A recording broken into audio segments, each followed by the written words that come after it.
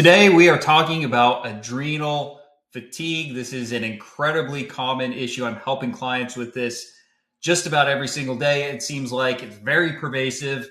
And it's an interesting one because technically, Epstein-Barr or any pathogen does not have to be the root cause of this. So hypothetically, somebody without Epstein-Barr or a pathogen or even toxic heavy metals could suffer with adrenal fatigue. Now, everyone has heavy metals in their body. Most everyone's going to have Epstein-Barr, strep, shingles, some type of pathogen. So they often run congruently, but adrenal fatigue can and does exist on its own for its own merits, and we'll get into that shortly.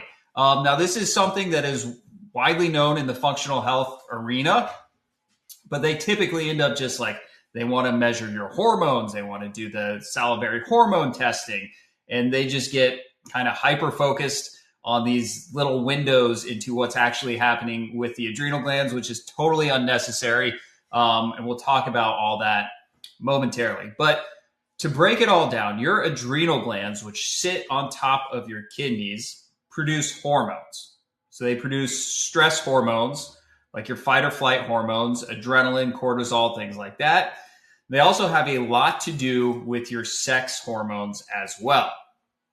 So most people, the vast majority of us, are going to experience some degree of adrenal fatigue multiple times throughout our life. And that has to do with just the fast pace of life in today's world and all the stressors that we're all up against. But if you know the right ways to protect your adrenal glands, you can at least greatly minimize the impact that it's going to have on you health-wise.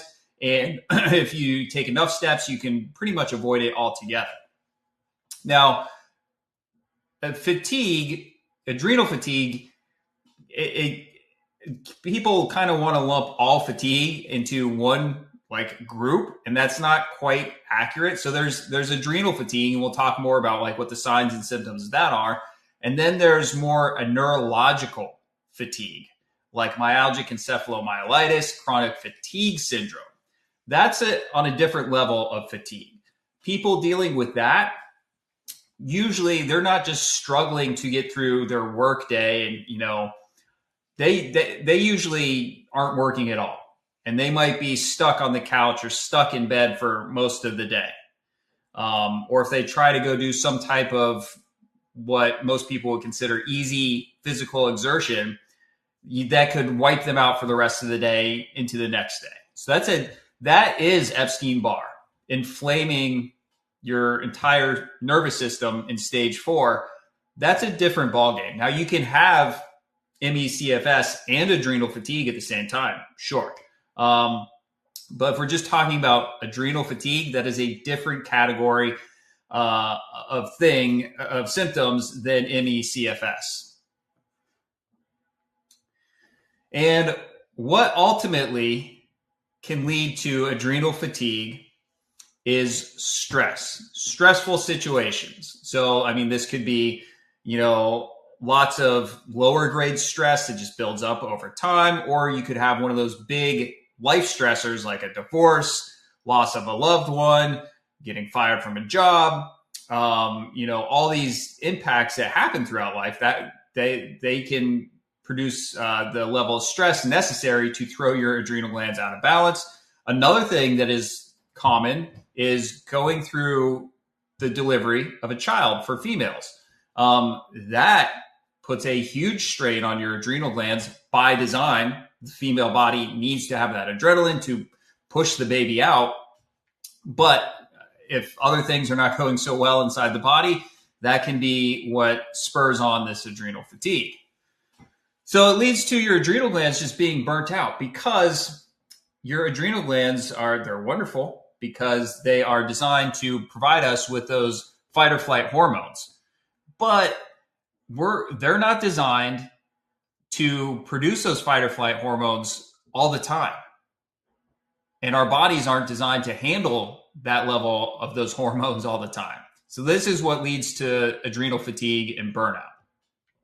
And most people think like, okay, well, if I'm using adrenaline or cortisol in a stressful situation, that must mean that now my adrenal glands are just producing too little of those hormones. But not necessarily. What actually can happen is that your adrenal glands will fluctuate, and at different times of the day, they'll produce too little of a certain hormone, and then at a different time of the day, they'll overproduce that hormone. So it's more of a fluctuation, and that'll make more sense when we talk about some of the classic symptoms with true adrenal fatigue. So like I said before, you can technically have adrenal fatigue without having Epstein-Barr or a similar pathogen. But at the same time, a lot of the symptoms of adrenal fatigue are very similar to what you can have if you have a chronic low-grade viral infection like Epstein-Barr. So these are going to be symptoms like fatigue, like your energy is just not what it should be, right? You could just have a sense of overall weakness in your body, brain fog, difficulty sleeping, gut issues. All these very pervasive and very common symptoms, they can be adrenal fatigue, but they could also be Epstein-Barr. So one way that you could kind of rule in more so Epstein-Barr is if you have, do you have any type of thyroid? Do you have a hyperthyroid, hypothyroid, Hashimoto's? Do you have thyroid nodules? Okay, those are all from Epstein-Barr. So now you know that you are dealing with Epstein-Barr. Maybe you also have adrenal fatigue as well. But what's really nice about the medical medium protocols is if you're doing the right things to fight off Epstein-Barr, those are also very beneficial for your adrenal glands and vice versa. So that's one of the beautiful parts of this is that you don't have to worry that like, oh, if you're doing what's good for Epstein-Barr or what's good to fight off Epstein-Barr, that might not be the right thing for your adrenals. Now, there's little nuances and details, but the framework overall is going to work for both of those situations. So then it's just a matter of kind of fine-tuning some things. So here are some signs of true, like classic adrenal fatigue. And one of the big ones is that you would just really love to take a nap at some point in your day. Like you're still up, you're still going to work, you still have at least decent energy, or maybe you're propped up by caffeine or energy drinks, but you just really would love to nap. Maybe in the afternoon, maybe morning, maybe late afternoon. And on the weekends or days that you don't work, you definitely nap, right? That's a telltale sign. Another one is that you feel tired all day. Your energy's just not great. But then when the day's kind of winding down, you all of a sudden perk up. You're like, I actually feel like pretty good now. Like maybe I'll read a book. Maybe I'll start this new movie, And in your mind, it's like, well, why can't I have this energy during the day? And that has to do with hormone or adrenal glands underproducing and overproducing at different points throughout the day. Another one is if you're tired when bedtime comes around, but you just can't fall asleep. You just kind of lay there and maybe your mind feels like it's racing, but maybe not always. And you're just kind of laying there, not able to drift off. Or you might wake up tired. You might sleep for 6, 7, 8 hours, but you wake up tired. And that's because you're not getting into REM sleep, because your adrenals play a role in letting that happen as well. So that's a classic one that's very common. I can't tell you how often I talk to people all over the world who are dealing with one or more of these top 4 symptoms right here. Another one, do you crave stimulants? Do you have to have that coffee or that energy drink or that chocolate or that nicotine or whatever it is? Do you have to have that? Or do you have a salt craving that you just can't really kick? Those are both signs of adrenal fatigue. Blurry vision is another one. That's because cortisol, adrenaline are very dehydrating, and it can have an effect around your eyes and lead to blurry vision. Okay, so here's what you want to avoid if you are dealing with adrenal fatigue. Caffeine. Now, when you're starting out, you might have to have caffeine just to get you through your day. Totally understandable. but you would just want to have that mindset of like, all right, well, the more glucose and healthy mineral salts that I put into my body and fuel my brain and my neurons, eventually I'm not going to need the caffeine. So you want to foresee yourself weaning off of that caffeine as you're doing more of the right things with food. High protein, high fat diets. This is the biggest, probably the hardest one for people to break away from.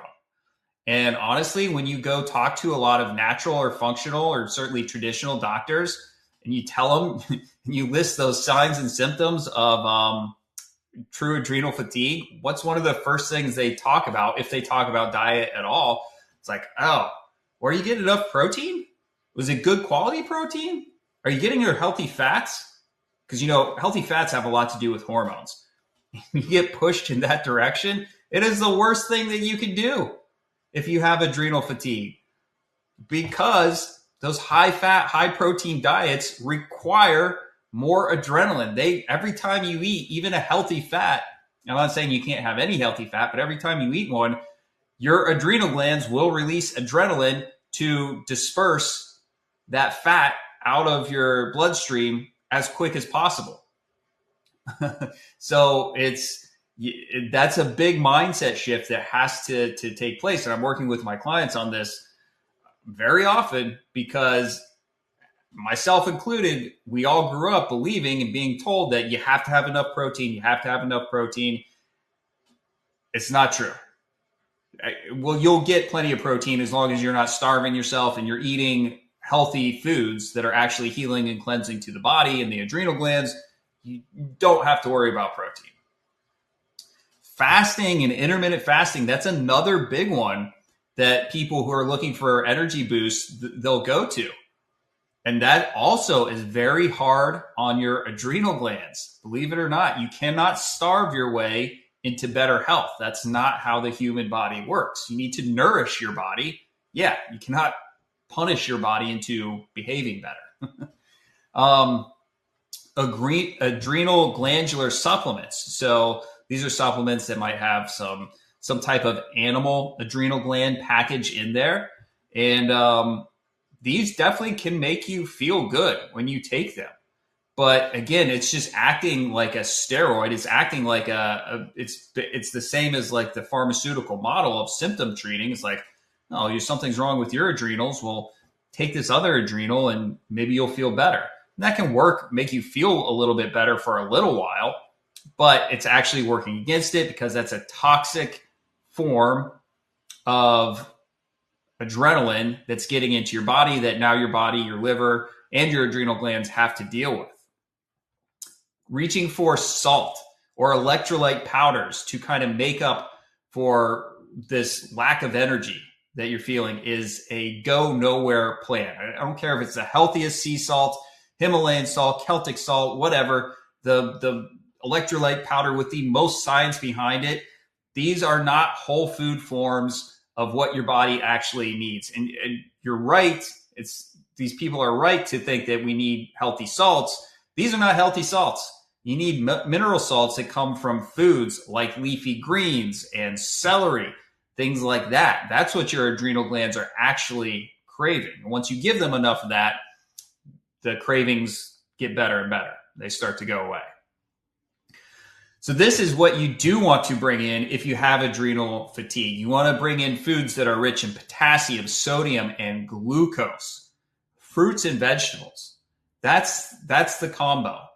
Fruits, glucose, vegetables, leafy greens, mineral salts. That's what you want to focus on. That's how you get out of this situation.